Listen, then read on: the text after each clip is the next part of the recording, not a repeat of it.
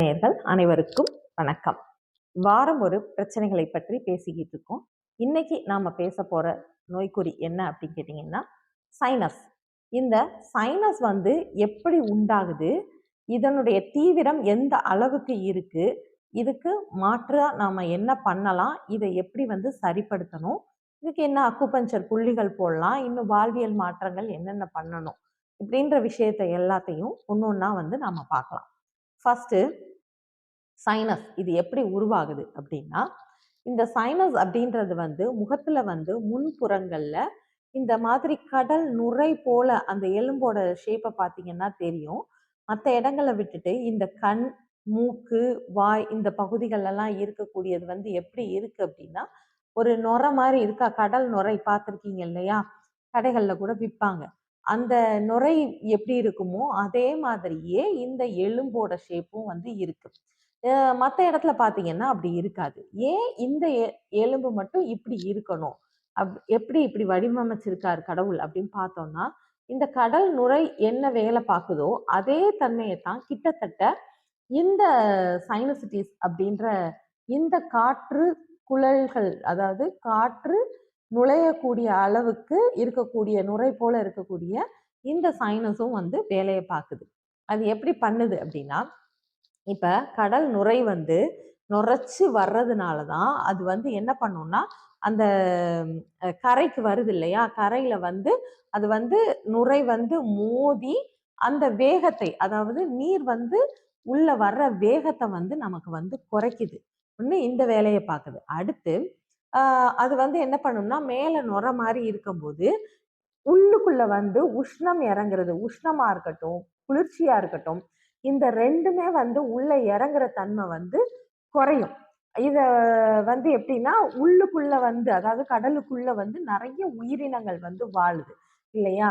அப்ப அந்த கடலோரம் வாழக்கூடிய அந்த உயிரினங்களுக்கெல்லாம் இந்த நுரை எப்படி இருக்கும் அப்படின்னா, அதனுடைய உஷ்ணத்தை சமநிலைப்படுத்துறதுக்காக உள்ள ஒரு விஷயமா இருக்கும். அதே மாதிரி இந்த நுரை எப்படி உருவாகுது அப்படின்னு பார்த்தோம்னா, அது இந்த நீர், கடல்ல இருக்கக்கூடிய அந்த நீரும் அந்த காற்றோட ரியாக்ட் ஆகும்போது ஒரு பபிள் மாதிரி உருவாகுது.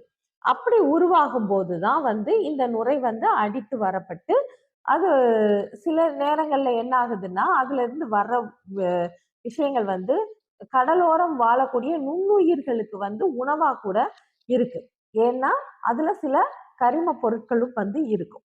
இந்த மாதிரி அந்த நுரை ரொம்ப ரொம்ப இயற்கைக்கு எப்படி ரொம்ப உபயோகமானதா இருக்கோ அதே மாதிரி தான் நம்ம உடம்புலையும் இந்த பஞ்சு போன்ற இந்த காற்று சிற்றறை நுரை நுரையா இருக்கு இல்லையா. இதை ஷேப்பை நீங்க இது பண்ணி பார்த்தீங்கன்னா, இந்த தேன் கூடுல உள்ள ஹோல் ஹோலா இருக்கும் பார்த்தீங்களா, அது மாதிரி இந்த நுரை கடல் நுரையில ஹோல் ஹோலா இருக்கிற மாதிரி தான் இருக்கும். இது அதே சேம் விஷயத்தை தான் பண்ணுது. என்ன அப்படின்னா, நமக்கு உள்ள போகக்கூடிய காற்றோட வேகம், அதே மாதிரி நம்ம ஏதாவது ஒரு தண்ணியில ஸ்விம் பண்றோம், இந்த மாதிரி இருக்கும்போது உள்ளுக்குள்ள போகக்கூடிய நீரோட வேகம், இந்த வேகத்தை காற்று நீர் இதனுடைய வேகத்தை கட்டுப்படுத்துறதா முதல்ல இருக்கு. இது ஒரு பாயிண்ட். ரெண்டாவது, அது எப்படி கடலுக்குள்ள வாழக்கூடிய உயிரினங்களுக்கு ஹீட்டவையும் கோல்டையும் சமநிலைப்படுத்துறதுக்காக இருக்கோ அதே வேலையை தான் இங்கேயும் பார்க்குது. நம்மளுடைய என்விரான்மெண்ட்ல நாம அதிக ஹீட்டை உள்ள கொண்டு போனாலும், அதாவது மூச்சு காற்றை ரொம்ப உஷ்ணமான மூச்சு காற்றாகவோ இல்ல ரொம்ப குளிர்ச்சியான காற்றாவோ இல்லாம அதை சமநிலைப்படுத்தி நமக்கு நுரையீரலுக்கு போக முன்னாடியே அது ஒரு சமநிலைப்படுத்தக்கூடியதா இருக்கு. அதாவது நம்ம உடம்புக்கு தகுந்த மாதிரி அதை அனுப்புது. ரெண்டாவது விஷயம். மூணாவது என்ன சொல்லணும்னா, அந்த உள்ளுக்குள்ள உள்ள நுண்ணுயிரிகள் அப்படின்னு சொன்னோம் இல்லையா, அதே மாதிரிதான் உள்ளுக்குள்ள நிறைய பாக்டீரியாஸ் நம்மளோட உடம்புலயும் இருக்கு. ஸோ அதற்கு தேவையான ஒரு சில விஷயங்கள், அதாவது இந்த சுவாசத்தின் மூலமாக கிடைக்கக்கூடிய விஷயங்கள் எல்லாம் இந்த காற்றின் மூலமா கிடைக்கக்கூடியதெல்லாம் இருக்கு. அதுவும் இந்த பாக்டீரியாஸ் எல்லாம் இந்த தட்பவெப்ப நிலையால நமக்கு வந்து அழிஞ்சிராம இருக்கிறதுக்கும் இந்த நுரை போன்ற இந்த எலும்போட அமைப்பு வந்து நமக்கு வந்து உதவுது. ஓகே. இப்ப இந்த நுரை போன்ற அமைப்பு அத அப்படியே ஃபர்ஸ்ட் நம்ம பேசின கடலுக்கு போயிரலாம். இந்த நுரை பாதுகாக்குது அப்படின்னா, அந்த நுரை வந்து ஒரு தொழிற்சாலையில இருந்து வர்ற கழிவு நுரையா இருக்கட்டும், இல்ல சோப்பு நுரையா இருக்கட்டும். நமக்கு வந்து பொதுவாவே வந்து இந்த மாரி அருவி, கடல் இதுலலாம் குளிக்கும்போது சோப்லாம் பயன்படுத்த வேண்டாம் அப்படின்னு சொல்லுவாங்க. ஏன்னா, அதுலயும் தானே நுரை வருது. நுரை வந்துட்டா அந்த நுரை வந்து நமக்கு வந்து இயற்கைக்கு தகுந்ததா இருக்குமான்னு கேட்டீங்கன்னா, கண்டிப்பா இருக்காது. இது எல்லாருக்குமே தெரியும். கடல்ல வந்து மாசு வந்து கலக்கும்போது, அது நமக்கு எவ்வளோ பெரிய ஆபத்த வந்து உண்டாக்குதுன்னு. அதே சேம் ரீசன்ஸ் தான் இங்கேயும் வந்து நமக்கு ஏற்படுது. ஆ நாம உங்களுக்கு வந்து இந்த அலர்ஜி இருக்கு. சைனஸ் உருவாகுது அப்படின்னா, அது எந்த காரணத்தால உருவாகுது அப்படின்றத உங்களோட சிச்சுவேஷன வச்சு யோசிச்சு பாருங்க.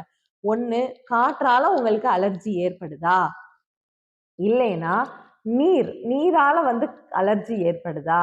அப்படின்றத வந்து வந்து யோசிச்சு பார்க்கணும். உள்ள இன்டேக் எடுக்கிறதுல காற்று, நீர், உணவு இப்படி என்னென்ன எடுக்கிறோமோ ஏன்னா, இப்ப கடற்கரை ஓரங்கள்ல வந்து நெறைய வந்து இந்த ம் குப்பைகள் எல்லாம் வந்து சேர்க்கும்போதும், அது என்னவாகுதுன்னா, கடல் நீரை வந்து ரொம்ப மாசுபடுத்துது.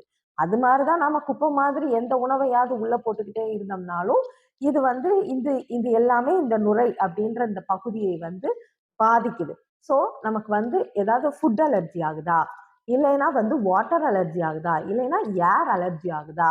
அப்படின்றதெல்லாம் கண்டிப்பா வந்து பார்க்கணும். ஏர் அலர்ஜி அப்படின்னு பார்க்கும்போது, நீங்க வந்து ரொம்ப வந்து ஒரு குளிர்சாதன அறைக்குள்ளேயே வந்து எப்பயுமே இருந்துட்டே இருக்கீங்க. உங்களுக்கு இந்த சைனஸ் ப்ராப்ளமும் இருக்கு அப்படின்னா, அந்த இதெல்லாம் வந்து கொஞ்சம் அவாய்ட் பண்ணி பார்க்கணும். மேக்ஸிமம் என்ன சொல்வாங்கன்னா, இந்த குளிர்ச்சியான நேரம் தான் வந்து ரொம்ப பெயின் இருக்குன்னு சொல்வாங்க. அப்புறம் கொஞ்சம் உஷ்ணம் ஏற ஏற குறையுதுன்னு சொல்லுவாங்க. அப்படி இல்ல அப்படின்னாலும், கொஞ்சம் ஒத்தடம் வந்து குடுத்துட்டே இருப்பாங்க. வெந்நீர் வச்சு ஒத்தடம் குடுக்கும்போது, அது வந்து வந்து கொஞ்சம் குறையுது அப்படின்னு. அப்படி அதெல்லாம் வந்து கொஞ்சம் எப்ப இருக்கும்னா, ஆரம்ப கட்டத்துல வந்து கேட்கும். ரொம்ப வந்து அத திரும்ப திரும்ப நம்ம மாசுபடுத்திக்கிட்டே இருக்கும்போது, இதெல்லாம் வந்து சரிப்படுமா அப்படின்னு கேட்டீங்கன்னா, கண்டிப்பா சரிப்படாம, அந்த சைனஸ் வந்து எப்படி ஆயிரும்னா, இந்த பிக்சர்ல காட்டியிருக்கிற மாரி நல்லா வந்து வீங்கி இந்த மாதிரி ஆயிரும். ஸோ, அங்க உள்ளுக்குள்ள போகக்கூடிய காற்றும் வந்து நமக்கு தடைபட ஆரம்பிக்குது. நம்மளோட டெம்பரேச்சர் லெவலும் வந்து மாற ஆரம்பிக்குது. ஸோ இந்த மாதிரி சின்ன சின்ன விஷயங்கள் எல்லாம் வந்து நாம ஃபர்ஸ்ட் சைனஸ் வருது அப்படின்னா, நாம வந்து கவனிக்க ஆரம்பிக்கணும்.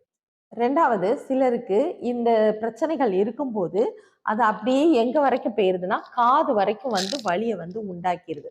ஏன்னா, இந்த சளி அப்படின்ற ஒரு விஷயமும் அடிக்கடி சளி பிடிக்குது அப்படின்ற தொந்தரவு உள்ள நபர்களுக்கும் வந்து என்ன ஆகுதுன்னா, இந்த சைனஸ் ப்ராப்ளம் வந்து விடவே மாட்டேங்குது. அப்போ அடிக்கடி சளி பிடிக்குது அப்படின்னா, அவங்களுக்கு வந்து அங்க என்ன ஆக ஆரம்பிக்கும்னா, அங்க அந்த ஃப்ளூயிட் வந்து அப்படியே தேங்க ஆரம்பிக்கும். ஏன்னா, நமக்கும் இதே மாதிரி தான் ஆ அந்த இடத்துல உருவாகக்கூடிய அங்க ஒரு திரவம் வந்து சுரக்கும். அந்த திரவம் வந்து நமக்கு இந்த காற்று நம்ம இன்ஹேல் பண்றோம் இல்லையா? இந்த காற்றோட சேர்த்து ரியாக்ட் ஆகி ஒரு திரவம் வந்து சுரக்குது. அந்த திரவம் வந்து நமக்கு வந்து அப்படியே வந்து ரொட்டேஷன்ல அதாவது உடம்புக்கு பயன்பாட்டுல வந்து அது போய்க்கிட்டே இருக்கணும். அந்த இடத்த ரொம்ப உஷ்ணமும் படுத்தாம, குளிர்ச்சியும் படுத்தாம இருக்கணும். அத விட்டுட்டு அங்க அப்படியே வந்து சேர ஆரம்பிக்குது. சளி நெறைய இருந்து சேர ஆரம்பிக்குது அப்படின்னா, அதாவது மென்மையா இருக்க வேண்டிய விஷயம் வந்து கனமா வந்து மாற ஆரம்பிக்குது. அப்படி மாற ஆரம்பிக்கும்போது, நமக்கு என்ன ஆகும்னா, தலையில பாரம் ஏற்படும். ஏன்னா, இது வந்து ரொம்ப லைட் வெயிட்டா வந்து இது கடல் நுரைய நீங்க தூக்கி பார்த்தீங்கன்னா தெரியும். ரொம்ப லைட் வெயிட்டா தான் இருக்கும். ஸோ, இந்த லைட் வெயிட்டா வந்து இருக்கிறதுக்கு காரணமே வந்து, இதுக்கு மேல தலைக்கு மேல வந்து பாரம் ஏறாம இருக்கணும். அப்படின்ற ஒரு காரணமும் இருக்கு. அப்ப இத வந்து நாம இப்படி வீங்க வச்சு, ரொம்ப வந்து இத பாழாக்கும்போது, அது என்னாகும் அப்படின்னா, தலை பாரம் அப்படின்ற ஒரு விஷயத்தை கொண்டு வரும். அதோட காதுலயும் வந்து பிரச்சனை கொண்டு வரும். காது அடைக்குது. இங்க காதெல்லாம் வந்து இன்னும் இங்க வரைக்குமே வந்து வலி இருக்குன்னு சொல்லுவாங்க. சரி, இந்த பிரச்சனை எல்லாம் வந்துருச்சு. இதுல இருந்து எப்படி நாம மாத்தலாம் அப்படின்னா, கண்டிப்பா உங்களோட நோய் எதிர்ப்பு சக்தி மண்டலத்த வந்து அதிகரிச்சுக்கணும். நோய் எதிர்ப்பு அப்படிங்கும்போது, உங்களுக்கு எது எதெல்லாம் செட் ஆகலை, என்னென்ன சின்ன சின்ன விஷயங்கள் இருக்கு அப்படின்றத வந்து கண்டிப்பா கவனிச்சு அதை வந்து மாற்ற ஆரம்பிக்கணும். அப்பனா மட்டும்தான் நம்மளால வந்து இந்த பிரச்சனையில இருந்து மீள முடியும். இதை வந்து நாம யோசிக்கலாம், வெறும் சைனஸ் தானே அப்படின்னு இல்லாம அதுவே பின்னாடி நாளடைவுல என்ன ஆகும்னா சதை வளர்ச்சி, அப்புறம் வந்து ஃபுல்லா எதுவுமே சாப்பிட முடியாத அளவுக்கு இங்க வரைக்கும் வீங்கி வலிக்கிறவங்க எல்லாம் வந்து இருக்காங்க. ஸோ இதை வந்து ஒரு சின்ன விஷயமா எடுத்துக்காம இதுக்கு ஒரு கேர் எடுத்து நீங்க பண்ற விஷயங்களை பார்க்கணும். காற்று அப்படின்றது வந்து இதுக்கு ரொம்ப முக்கியமான விஷயமா இருக்கிறதுனால கொஞ்சம் பிராணாயாமம் அப்படின்ற ஒரு விஷயங்களையும் நீங்க வந்து ஃபாலோ பண்ணலாம். அது போக வந்து அக்குபஞ்சர் பாயிண்ட் அப்படின்னு பார்க்கும்போது இந்த இடத்துல இருக்கக்கூடிய புள்ளி, அதாவது இரு புருவங்களுக்கு மத்தியில் இருக்கக்கூடிய புள்ளியான எஸ்ட்ரா 1 அப்படின்ற பாயிண்ட், இந்த பாயிண்ட்டை போடும்போது இது வந்து என்ன பண்ணும்னா அந்த எக்ஸ்ட்ரா உள்ள நீரை வந்து வத்த வச்சு நமக்கு வந்து அந்த இடத்த வந்து உலர்ந்த தன்மையோட வச்சுக்கணும். உலர்ந்த தன்மையோட இருக்கும்போது மட்டும்தான் தலை பாரம் வந்து இல்லாம இருக்கும். ஓகே, இது ஒரு பாயிண்ட். ரெண்டாவது LI4 அப்படின்ற பாயிண்ட், அது எங்க இருக்கு அப்படின்னா கையில வந்து இருக்கு. இந்த மாதிரி இந்த இடத்துல வந்து கை விரல்ல இந்த ரேகையை வந்து வைக்கும்போது அந்த ரேகை வந்து எங்க டச் ஆகுதோ அதுதான் வந்து LI4. இந்த LI4 அப்படின்றத வந்து நாம வந்து தூர புள்ளியாகவும் சொல்லுவோம். அதாவது முகத்தின் முன் பகுதியில உள்ள பிரச்சனைகளுக்கெல்லாம் இது வந்து தீர்வளிக்கக்கூடிய புள்ளியா இருக்கும்.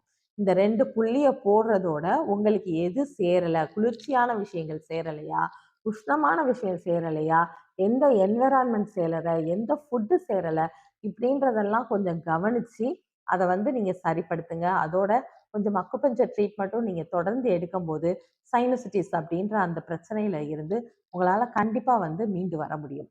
அக்குபஞ்சர் எனும் அற்புதமான மருத்துவத்தை அனைவரும் பயன்படுத்தி பலம் பெற வேண்டும் என்று கேட்டுக்கொள்கிறேன். நன்றி, வணக்கம்.